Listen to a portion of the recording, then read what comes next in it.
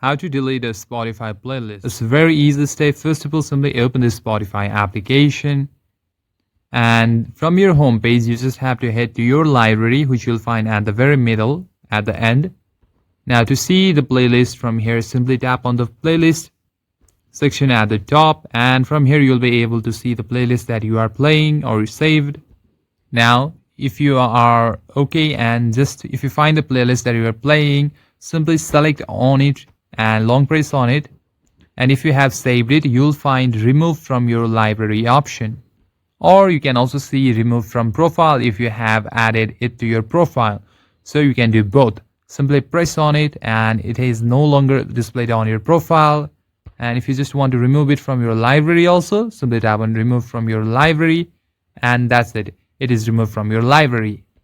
And in this way, you can easily delete a Spotify playlist. Thank you for watching this video, guys. If you enjoyed the video, consider give it a like and subscribe to the channel. I'll see you in the next one.